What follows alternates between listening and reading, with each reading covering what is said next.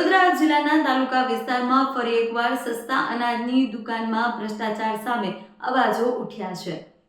વડોદરા તાલુકાના કેનલપુર ગામે આવેલી સસ્તા અનાજની દુકાનમાં ગ્રામજનોએ છેલ્લા 3 મહિનાથી સડેલું અનાજ આપવામાં આવતું હોવાના ગંભીર આરોપ સામે આવ્યા છે। આ મુદ્દે લોકોના હકની વાત લડતા સામાજિક આગેવાન વિકી શ્રીમાળી સ્થળ પર પહોંચ્યા અને સમગ્ર મામલે સરકાર તથા સંબંધિત અધિકારીઓની પોલ ખોલી હતી। ગ્રામજનો દ્વારા અગાઉ પણ વિરોધ નોંધવામાં આવ્યો, પરંતુ દુકાનના ઓપરેટરે ઉપરથી જ આવું અનાજ આવે છે તેવી દલીલ આપી જવાબદારી ટાળી હતી। વધુમાં જેના નામે દુકાનનું લાયસન્સ છે તે વ્યક્તિ સ્થળ પર હાજર ન હોવા છતાં નિયમો અને નીતિઓને નેવે મૂકી દુકાન ચલાવવામાં આવી રહ્યા હોવાના આરોપ છે।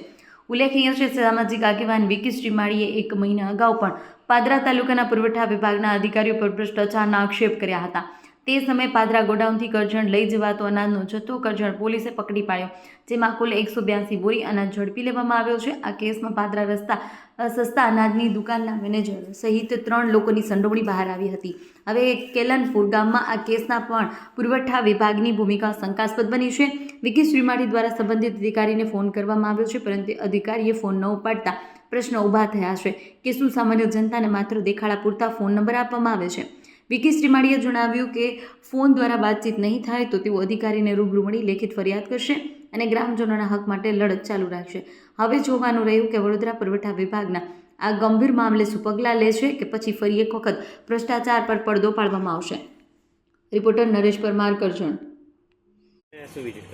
હકની વાતની ટીમને એક માહિતી મળી હતી કે વડોદરા તાલુકાનું જે કેલનપુર ગામ છે ત્યાં સસ્તા અનાજની દુકાને અનાજ જે છે એ ઓછી ગુણવત્તાવાળું અને સડેલું અનાજ આપવામાં આવે છે। આજે સ્થળ વિઝિટ કરતાં અહીંયા અમે જોયું કે ગામજનોની અંદર ખૂબ જ રોષ છે, પણ ગરીબ અને મધ્યમ વર્ગ જે છે ને એ સરકારની સામે બોલવા પણ અત્યારે ખચકાય છે। કારણ એક છે કે જે પણ અનાજ મળે છે ને એના પછી પણ જો કદાચ જો બોલશે તો એમને એ પણ બંધ થઈ જશે એવી બીકના લીધે અમુક લોકો તો આગળ આવીને આ હિંમત કરીને ખોટાનો વિરોધ કર્યો છે। જે પોતાના હકનું જે અનાજ મળવાપાત્ર છે તેમાં જો ભ્રષ્ટાચાર થતો હોય એવા અધિકારીઓની સંડોવણીના લીધે સીધા આક્ષેપ હું તો કરું છું કે અધિકારીઓની આડની અંદર જ આવા બધા કાવતરા અને આવા બધા ભ્રષ્ટાચાર ચાલે છે કે તમે જુઓ કે અહીંયા આગળ આ સસ્તા અનાજની દુકાને એટલું બધું ખરાબ અનાજ આપવામાં આવે છે કે જે જગ્યા આપણે ઢોરને પણ કદાચ આપણે એ અનાજ ખવડાવી શકીએ એમ નથી।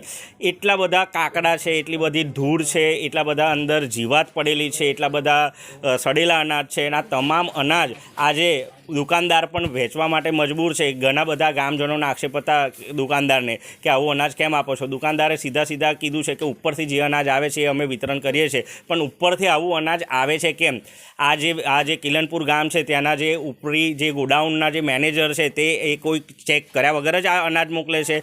આની પહેલાં પણ તમે જોયું હશે કે પાદરાની અંદર થી સગે વગે કરવાનું અનાજનું જે કૌભાંડ છે 182 પેટી લગભગ કરજણ પોલીસે પકડી પાડી। પાદરાની બહાર જતો ટેમ્પો।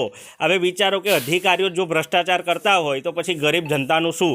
માટે આવા વિડીયોથી જો અધિકારીની આંખ ના ખુલતી હોય ને તો આવનારા સમયની અંદર હકની વાતની ટીમ વડોદરા જિલ્લાના પુરવઠા વિભાગ અધિકારી પાસે પણ જશે ને એના જવાબ માગશે।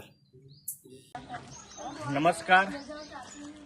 આજે વડોદરા તાલુકા વડોદરા જિલ્લાનું આવેલું ડભોઈ રોડ પરનું ગામ એટલે કે કેલનપુર ગામ, ત્યાં આગળથી ઘણી બધી ફરિયાદો હતી કે રેશન કાર્ડની અંદર જે સસ્તા અનાજની દુકાન છે ત્યાં આગળ જે અનાજ મળે છે તેની ગુણવત્તા પર સવાલ હતા।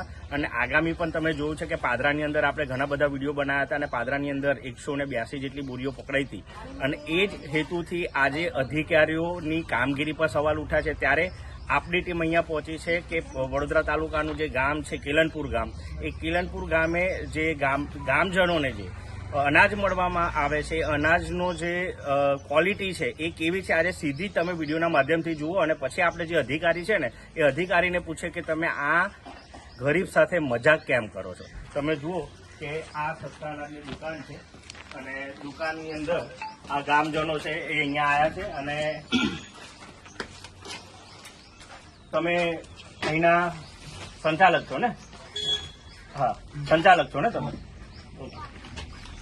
આ ચોખા જુઓ તમે, આ ચોખાની ક્વોલિટી બરાબર, ઢોર પણ ના ખાય ને એવા ચોખા છે। બીજું ઘઉંના કટ્ટા છે, આ ઘઉં છે, આ ઘઉંના કટ્ટા છે, આ કેટલા કિડલા છે એ જુઓ તમે, અને આ ઘઉંની ક્વોલિટી છે, જુઓ દેખાય છે, આ ઘઉંની ક્વોલિટી છે। બીજો પટ્ટો તમને બતાવું.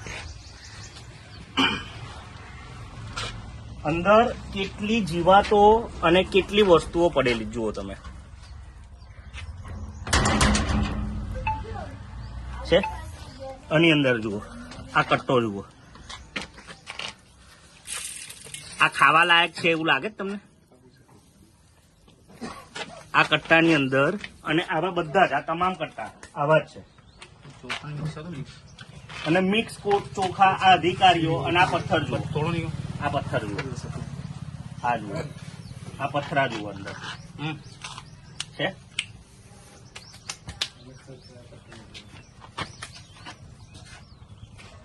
તમે જુઓ આની અંદર આ ક્વોલિટી મિક્સ કટ્ટા એટલે ચોખા અને ઘઉં ભેગા. આ અધિકારીઓ શું કરવા માંગે છે એ જ ખબર નહીં પડતી.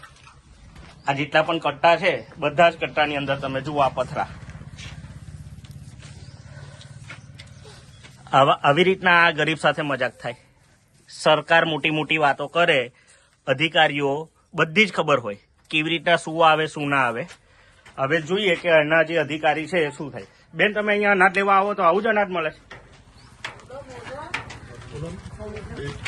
અનાજ લેવા આવો તો આવું જ અનાજ મળે છે? હે, આવું જ મળે છે. આ ખાવા લાયક છે? ઢોર પણ ના ખાય એવા આપણી સાથે મજાક અમે થાય છે. પણ નહીં લઈ જતા. આ લોકો જોડે અમે ઝઘડો કરીએ છીએ કે આવું અનાજ અમને આપો છો. ઉપરથી કેટલા કટ્ટા છે આપણે જુઓ. આ ઉપરથી એ બધું આવું લોકો જ બોલે અનાજ છે કે જેવું આવે છે એવું અમે આપીએ ને. તમે રજૂઆત કરી છે ઉપર? હા, ઘણી વાર કરી. તો શું કહે છે અધિકારી? તો કઈ જવાબ આવ્યો નથી. હજુ નહીં યાર. અધિકારીનો કઈ કોન્ટેક્ટ નંબર છે તમારી પાસે? કઈ નહીં. એટલે જુઓ, ભારતની અંદર ગરીબ સાથેનો ખાલી મજાક કે થોડું અનાજ આપી દો એટલે ગરીબ ખુશ. એટલે અધિકારીઓ છે ને, અને મેં સીધી સડવણી હોય કે અધિકારીઓની અને જે ગોડાઉનો હોય ને, ગોડાઉનના મેનેજરો જે પ્રમાણેનો વહીવટ કરે છે ને, એમને હવે આપણે સીધી જ રીતના પૂછીએ કે તમે જો આવો જ વહીવટ કરીને ગરીબનો મજાક બનાવવા માંગતા હોય તો આ મજાક હવે બંધ કરો. અને આ જ અનાજ જો તમને સારું લાગતું હોય તો તમે કેમ નહીં ખાતા? તમારા ઘરોની અંદર કેમ પેલી કહેવાય ને કે આટા ચક્કી અને આશીર્વાદથી લઈને મોટી મોટી બ્રાન્ડના તમે અનાજ ખાઓ છો ને, તો ગરીબને કેમ આવું અનાજ આપો છો? તમે જુઓ કે આ ગરીબ વર્ગની જનતા આજે અહીંયા આગળ આવતી હોય અને એમને આવું અનાજ સડેલું ના શરમ આવી જોઈએ અધિકારીઓને કે આ તમે જુઓ, આ તમે જુઓ, આ અનાજ છે, આ પથરા, આ કચરો, કેટલી ધૂળ છે આ તમામ જગ્યા ઉપર આ જ કન્ડિશન છે. અનાજ સારું મળતું નથી અને મોટી મોટી વાતો કરે છે કે અમારી સરકાર ગરીબોને આટલું અનાજ આપે છે. અનાજનું શું કરે? અને છે ને ઢોર પણ ના ખાય. અને તમારીમાં તાકાત હોય તો તમે આવો અને આનો લોટ દરીને તમે રોટલી બનાવીને ખાઓ તો ખબર પડે. હવે અધિકારીઓને આપણે પૂછીશું કે આની વસ્તુની જવાબદારી કોણ લેશે.